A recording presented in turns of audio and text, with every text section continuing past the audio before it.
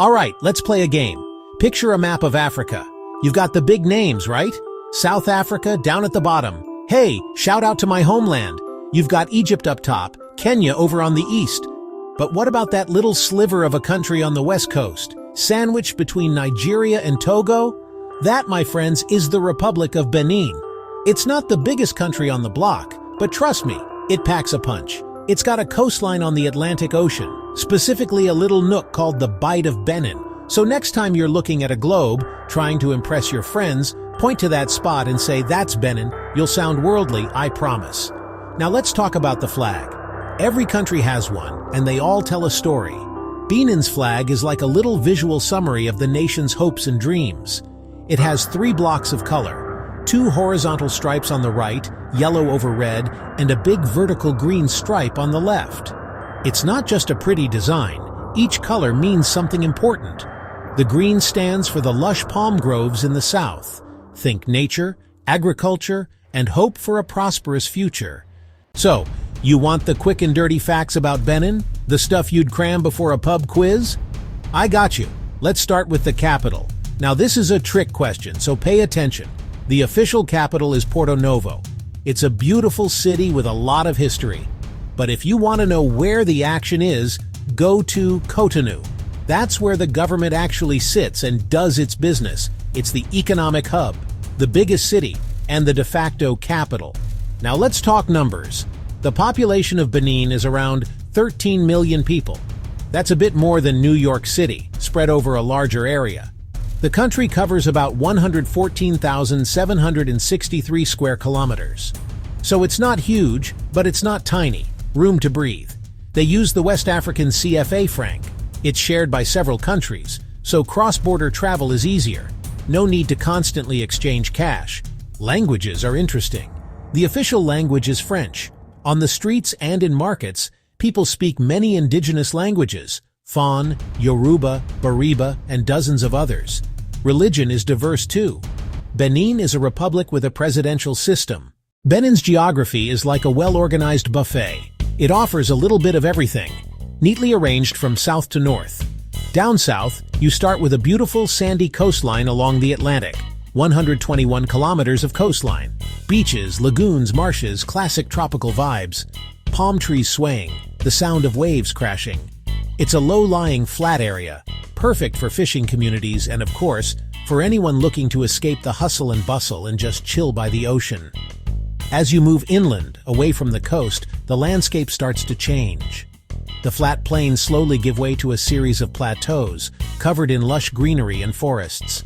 This is the heartland of Benin's agriculture. The climate here is tropical, which means it's pretty much always warm. Keep heading north, and the terrain gets even more dramatic. You eventually reach the Atakora Mountains, a rugged chain of hills that stretches across the northwestern part of the country.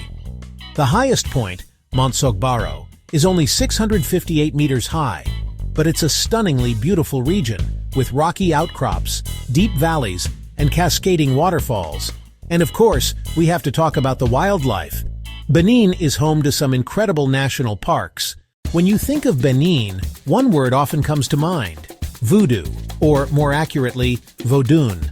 And yes, it's a huge part of the culture, but it's probably not what you think. Forget the Hollywood stereotypes of pins and dolls. Vodun is a complex and ancient religion that originated in this very region. Every January, the country hosts a massive Vodun festival in Ouida. It's vibrant, colorful, and intense, drumming, dancing, elaborate rituals. Now food. Beninese cuisine is a delicious adventure. Most meals start with a starchy base: yams, maize, cassava. These are often pounded into a doughy paste called pâté. Pâté is served with a flavorful sauce or stew. Fish, chicken, beef, style time. Beninese fashion is bold and colorful. Wax print fabrics, Ankara, dominate. Intricate designs printed with wax-resist techniques. People wear them for everyday outfits and for elaborate boo-boos. Clothing is expression. Each pattern can tell a story. Daily life blends traditional and modern. Business suits and smartphones in the city, tailors on foot pedal sewing machines nearby. Family and community come first. Benin's history didn't start with a line drawn on a map by Europeans. Long before that, this land was home to powerful and sophisticated kingdoms.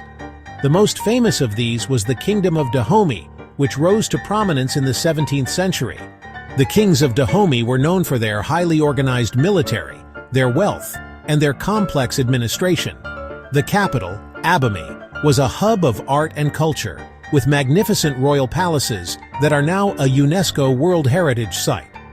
One of the most fascinating and honestly fearsome aspects of the Dahomey Kingdom was its army. Specifically, the elite female soldiers known as the Agoji, or the Dahomey Amazons, as Europeans called them. These were real-life warrior women, an all-female regiment that was known for its incredible bravery and skill in battle.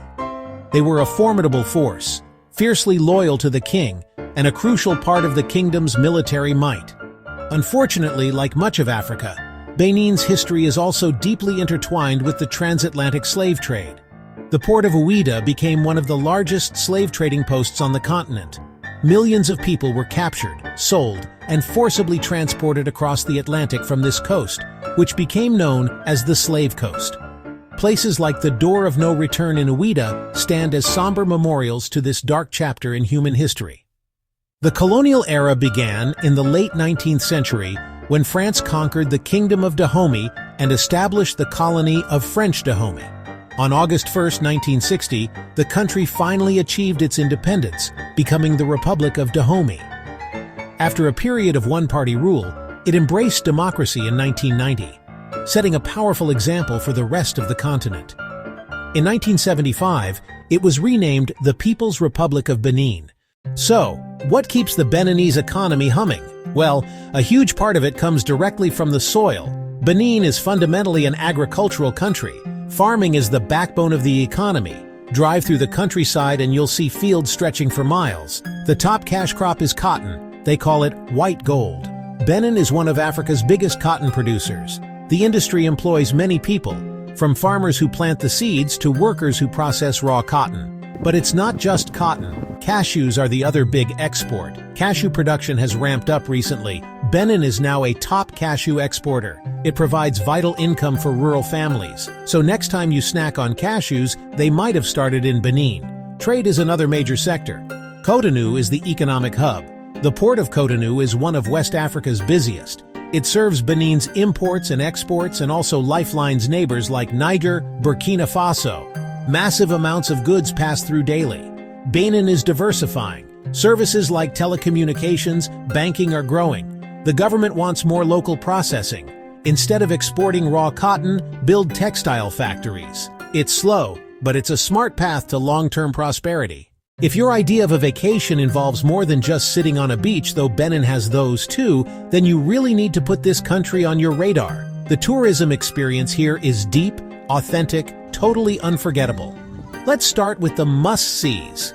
You absolutely have to visit Ouidah. Ouidah, the spiritual heart of Vodun. You can walk the slave route, a 4-kilometer path. It leads to the Door of No Return, a powerful moving memorial. Next up, Abomey, former capital of Dahomey, the royal palaces of Abomey, a UNESCO World Heritage Site. Earthen palaces with amazing bas reliefs. Feel the power and sophistication of the ancient kingdom. For nature lovers, head north. Penjari National Park, one of West Africa's best safari spots. Go on a safari and see elephants, lions, buffalo, hundreds of bird species. It's a raw, untamed wilderness. Nearby, the land of the Samba people, Tata Sombas, 2-story mud brick castles. Stay in or near one for a unique cultural experience. Every country has its superstars, the people whose talent shines so brightly it puts their nation on the global stage. For Benin, one of the most famous names is Angelique Kidjo. If you love music, you know her. She is a force of nature. A Grammy Award-winning singer-songwriter and activist, her music is an incredible fusion of Afro-pop, jazz, gospel, traditional Beninese rhythms. She sings in multiple languages, Fon, Yoruba, French, English, and her voice is pure power. But she's more than just a musician. She's a passionate advocate for education and women's rights. Then there's Djimon Hounsou. You've definitely seen him in movies. He's a 2-time Academy Award-nominated actor who has starred in huge Hollywood blockbusters like Gladiator, Blood Diamond, Guardians of the Galaxy. Hounsou was born in Cotonou and moved to France as a young boy before eventually making his way to the United States. He has a powerful screen presence and has broken down barriers for African actors in Hollywood. In the world of literature, Benin has produced brilliant minds like the novelist and philosopher Pauline J. Houghtonji. His work has been hugely influential in academic circles around the world, proving that Benin's contributions extend to the highest levels of intellectual thought. All right, let's get to the fun facts, the little tidbits that make you go, huh, I did not know that. First up, Benin is considered the birthplace of voodoo. This ancient religion, which has been so sensationalized and misunderstood around the world, has its roots right here. It spread to the Caribbean and the Americas during the slave trade, Haitian Vodou, Louisiana Voodoo, but its spiritual home, its Vatican if you will, is Benin. Remember the Dahomey Amazons, the elite female warriors. Their story inspired the Dora Milaje in the movie Black Panther. That's right, the fierce loyal guards of Wakanda were based on a real-life army of African women from Benin. The film brought their incredible legacy to a massive global audience, shining a light on a piece of history that was largely unknown outside of West Africa. Did you know that Benin is home to the largest lake village in Africa? It's called Ganvi. This entire village, with a population of around 20,000 people, is built on stilts in the middle of Lake Nokoué. The houses, the shops, the restaurants, even the school, everything is on stilts above the water. People get around in dugout canoes, which are basically the family car. And for my final surprising fact, Benin used to be two different countries, sort of, but just next door, there was a small Portuguese enclave around the fort in Ouida. It's a funny little footnote in the country's long and complex story. So there you have it, Benin. It's a country of mighty kingdoms and resilient people, of vibrant markets and profound spirituality. It's a place where history is not just in books, but is carved into the walls of palaces and remembered in the solemn silence of the door of no return. It's a nation that gave the world powerful warriors, global superstars, and the spiritual roots of a religion that has spread across oceans. Getting to know a country like Benin is like discovering a hidden track on your favorite album. It's exciting, it's different, and it adds a whole new layer of depth to your understanding of the world. It reminds us that there are so many incredible stories out there, waiting to be heard. So why stop here? Go out, be curious, and learn about another country you've never thought about before. Trust me, the world is a much more interesting place when you do.